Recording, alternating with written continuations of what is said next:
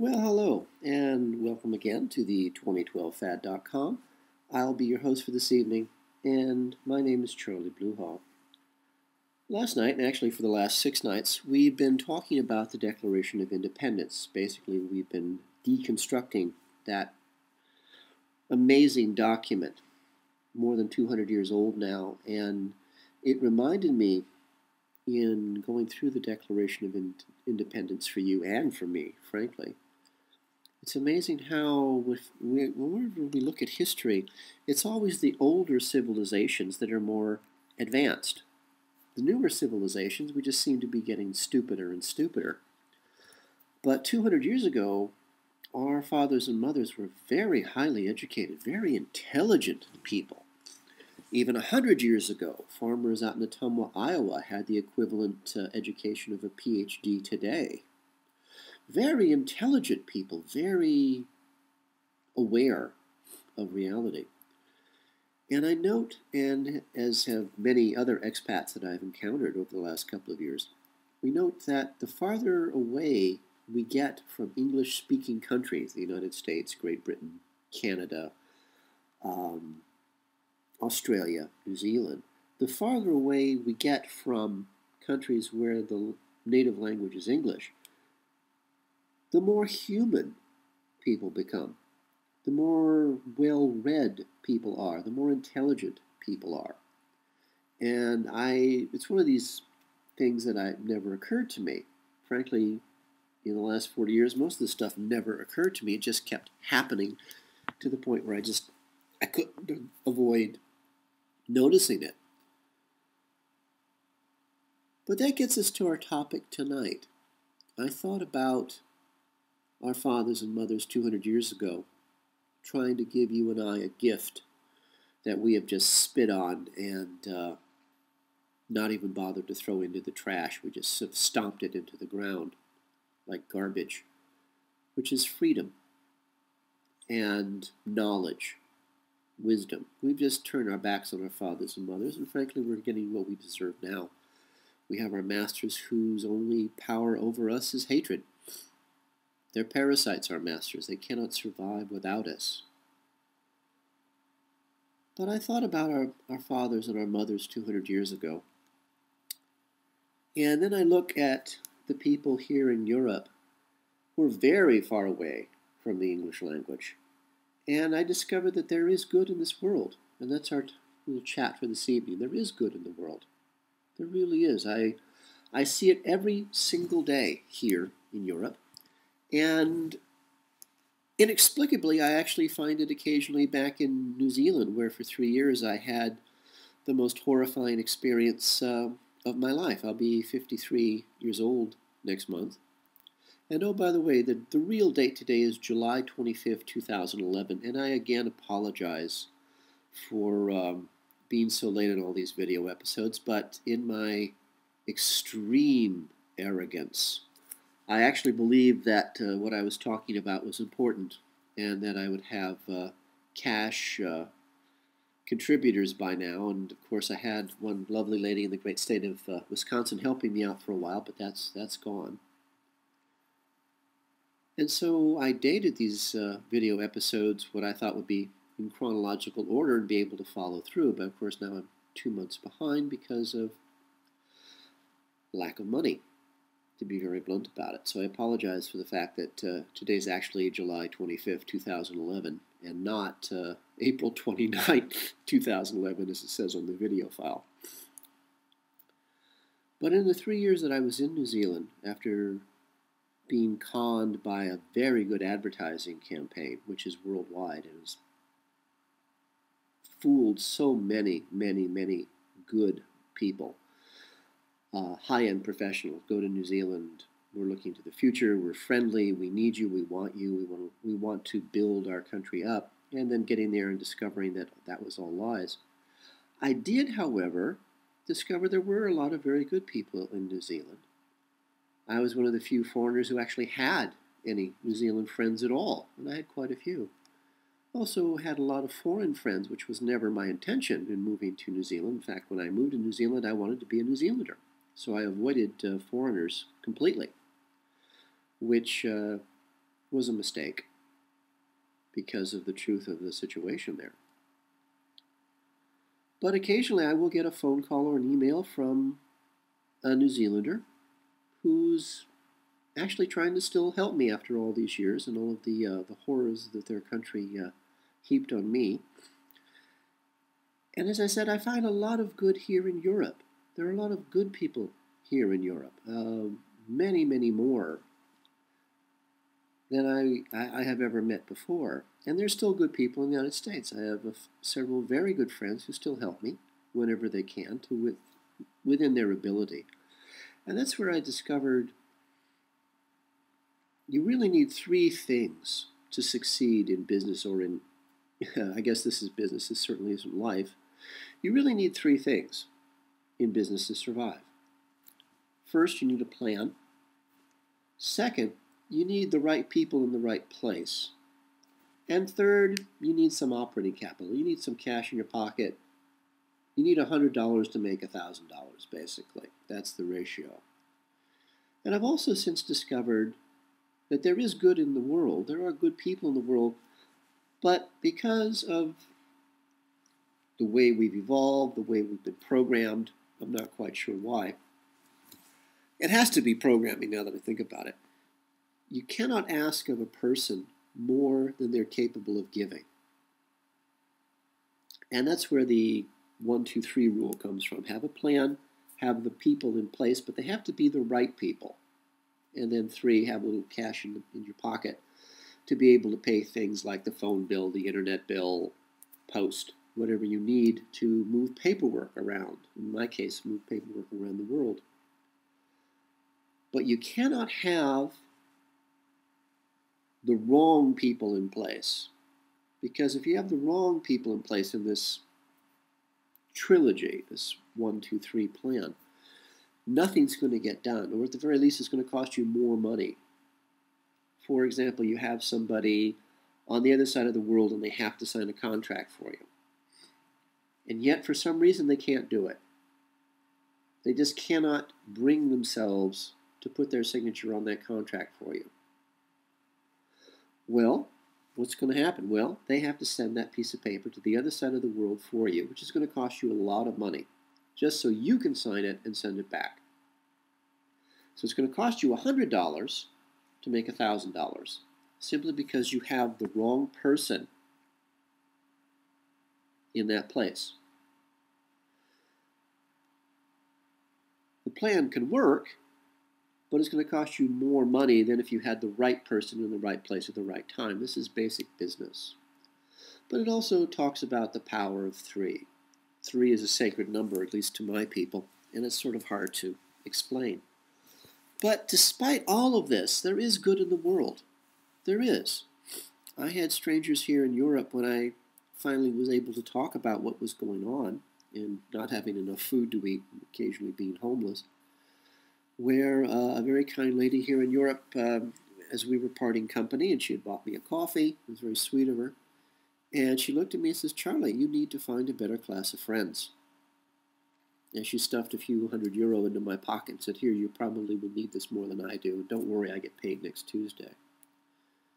And I started to cry, so I did something that's not appropriate here. I gave her a big hug because I didn't want to embarrass her even more by watching me break down in tears for her kindness. And when she said that to me, "Charlie, you need to find a better class of friend," this is when I realized that all of the friends I've had over the years back in the States, they were my friends because I did everything for them and never asked them for anything in return. I felt then that it was important to help anybody who needed my help, and I never thought to ask anything in return. I then realized when this very lovely lady says, "Charlie, you need to find a better class of friend." I then looked back on my time on this world, and I looked back and I said, you know, she's obviously very right. And I remember this little old lady I knew back in Hollywood. I was always helping this poor little old lady because she was basically, well, she was stupid, was what she was, and arrogant and mean. But because she was a little old lady, I had this comic book version of little old ladies in my head. You help little old ladies across the street and all that. The fact that the little old lady carried a revolver in her pocket and would very happily take a 2x4 and beat you over the head with it when you weren't looking. That never occurred to me until later. I think in the 11 years that I know this little old lady and helped her at every conceivable opportunity where she needed me, I think I asked for her help maybe 3-4 times in that 11 years. And her answer to me every single time was always the same. It is not convenient for me to assist you at this time. And I thought, how stupid could I possibly be? And I kept helping this little old lady until the last time she let me down. It pretty much, in my point of view, she'd left me out to die. And so I just stopped even talking to her. And I wonder how I ever got to that point where I felt that it was important to help people even though they treated me like dirt. And it really does get that back to programming. We're conditioned as Americans, as U.S. citizens, to believe in a series of fantasies. And the fantasies that I grew up with, that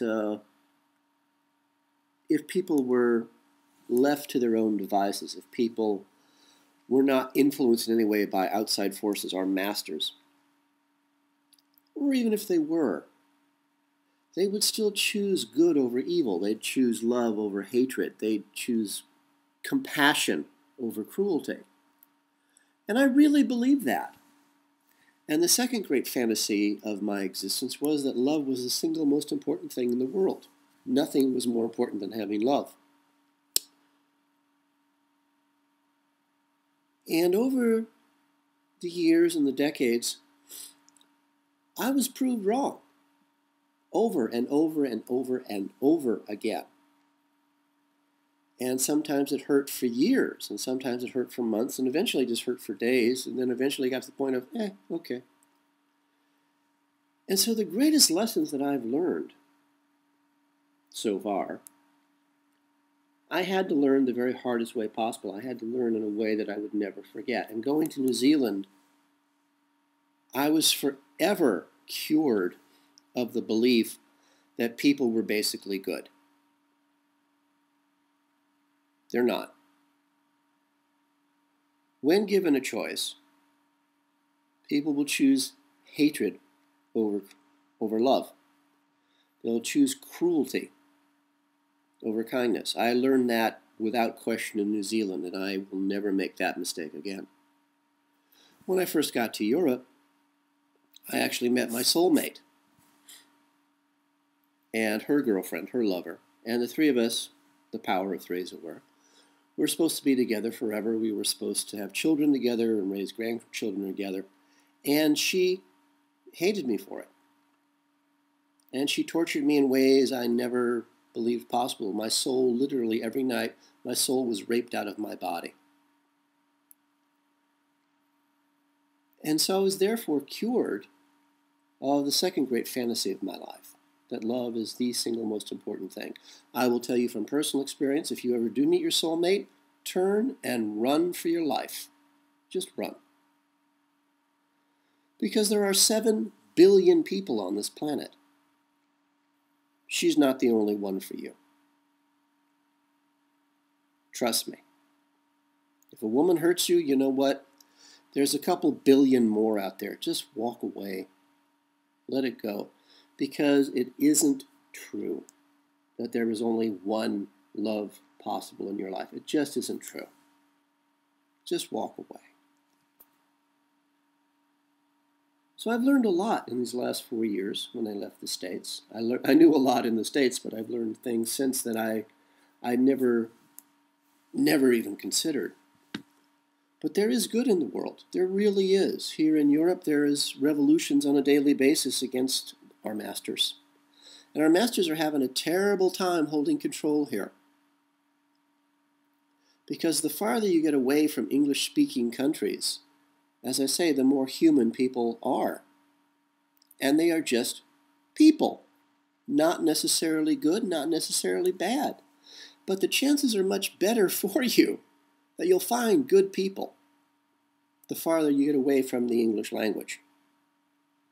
My problem, of course, is I'm American, so I only speak two languages, English and bad English.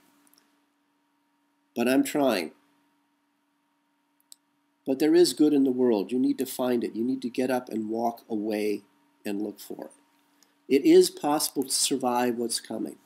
And what's coming is a multitude of things. We've got a dead brown dwarf star with 3 planets of its own passing between us and the sun. That's going to flip us end for end. Around that dead brown dwarf star is a lot of cometary debris that's falling into our atmosphere even as we speak. One piece of rock hitting the South Pole, you're either looking at a wave 5,000 feet tall moving at the speed of sound circumnavigating the Earth, or you're looking at a catastrophic meltdown of the polar ice sheet. Now bear in mind that the ice at the South Pole is thousands of feet thick, thousands of feet tall, and the ice sheet itself is physically bigger than North America and Europe combined. If even half of that ice melts and flows into the ocean, the sea is going to rise at least 150 feet. If all of it melts, it'll rise 300 feet, which means that every coastal city in the world will disappear. Sadly, most of our major agricultural areas will also be flooded. Those are only the highlights. I mean, there are other things our masters have planned for us. They want to have the War of Armageddon in the Middle East to prove their black satanic Bible is true, to bring back their God to earth. They want to use their HAARP weapon to sacrifice all life on earth, to burn us all alive. 7 billion souls burned in the glory of their God, their devil, their Satan.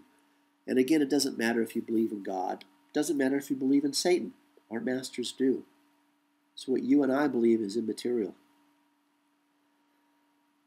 Thankfully, there are forces working against our masters that we don't know anything about, both on this world and it appears to be outside of our world, because lately there have been spirals over the northern pole where it looks to me like they're using their HAARP weapon and they're shooting up into the sky, into space.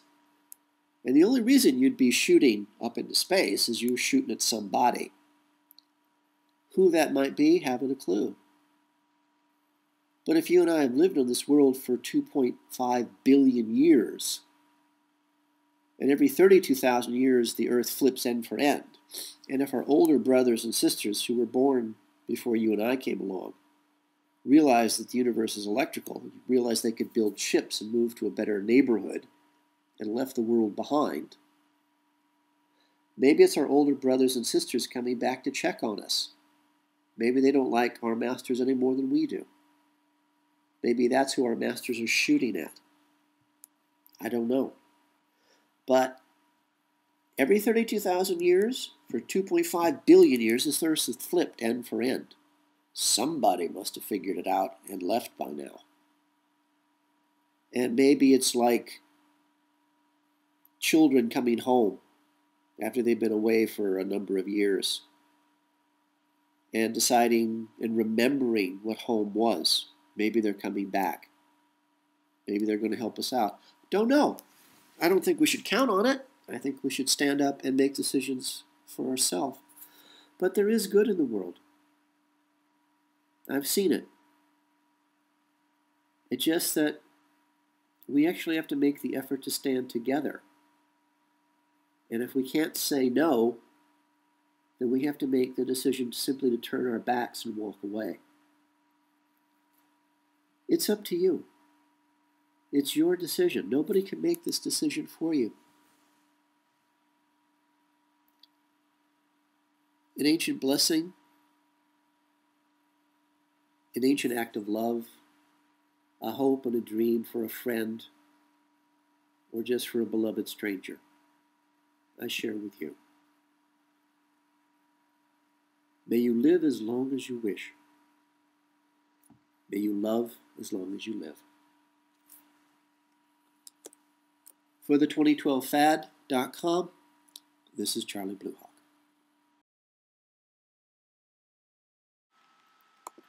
The 2012 Fad is brought to you by Coffee and Blood, Love Letters Between the Dead, a series of 5 erotica horror novels about a fallen angel fighting his way back to regain his own soul, and how the CIA war against the human race. Their black magic captures and traps him in the body of a mind-controlled slave designed to hunt down and to kill their god, their Satan.